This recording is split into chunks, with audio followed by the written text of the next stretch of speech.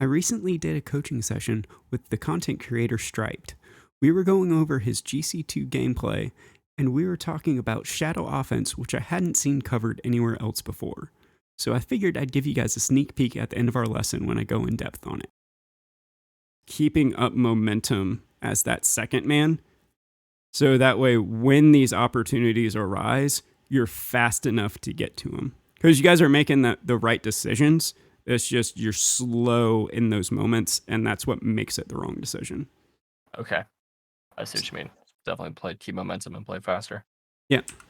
And so that's just going to allow you to be more aggressive, but also be more defensive at the same time. It's just keeping that momentum and just, like I said, play wide and stay across the field. Okay. Yeah. Awesome. Yeah. Any questions? No, that was like super helpful. Yeah, it's so funny looking at replay. It feels like super obvious. It's like, oh, duh. But when you're in the moment, like make stupid decisions. But no, but that's definitely helpful. Those three big things we can definitely keep in mind. We've been in the same habit at the same kickoff for like ever, so we can definitely at least mix that up. And then, yeah, there's so many times we just boom the ball. I think what's going to take longer is speeding up as second man, just because we'll have to learn how to semi play on top of each other is what it feels like, but in a way that we're not double committed. So I'll like try to intentionally think about that in the next matches. The rule is the slower the ball is and the less people near it, the closer you can play.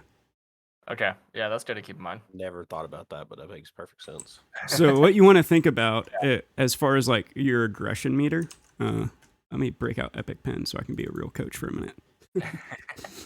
Yeah, like a tip like that is actually very helpful. That helps think about it. Basically, what you want to think about is how much momentum can this ball have? Yeah. So, as there's more people near this, the more momentum this ball can have, so the further away you want to play. The less momentum this ball has, like if there's only one person on this, then you can typically read where you need to be. So right here, there's all this space right here. So here, instead of playing directly up, you could be playing this very wide position, because by the time any interaction happens, you're going to be sideways and you can be starting to play this close. And then as he closes the distance, that's when you can kind of swoop back a little bit and then play here. So this way you have all this momentum, and then also you can pad along these lines. Yeah. And so as this play develops, so right here, so here's where instead of just sitting there here, you would be right about here at this point. So right here, you'd be like, okay, now there's going to be more momentum added to this play. So that's when I need to cut back. So you've got momentum still. You grab this pad, and then now as this 50 happens, instead of you being dead stopped there, you've been driving with momentum all this time. And so now that you have momentum, you're still almost in the same spot, but now you can go, can I beat Dexter? Yes or no? And depending on the situation and your exact positioning, you're just going to have to learn to judge that. But you're going to have the speed, and you're going to feel speedier to this ball. So you could possibly even challenge this here and be on top of it from the same basic positioning. As you're going through this, let's say like Dexter's shown that he's had an amazing recovery, and you want to respect that, and you think he's going to get to this ball, then now you have momentum to shadow. Yeah. And now, because you have momentum, you're using less boost to get up to momentum. So that's how you can kind of gauge that, is how much momentum is involved with this ball that can basically go towards my net.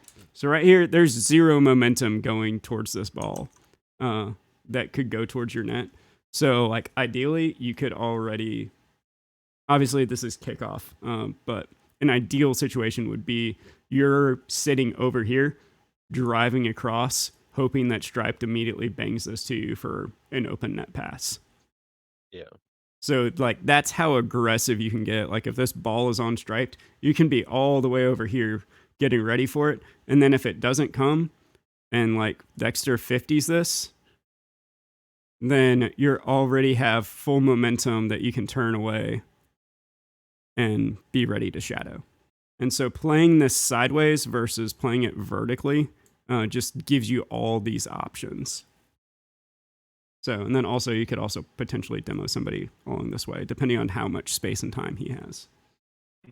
But that's going to be your general rule of thumb, is how much momentum can this ball get towards my net.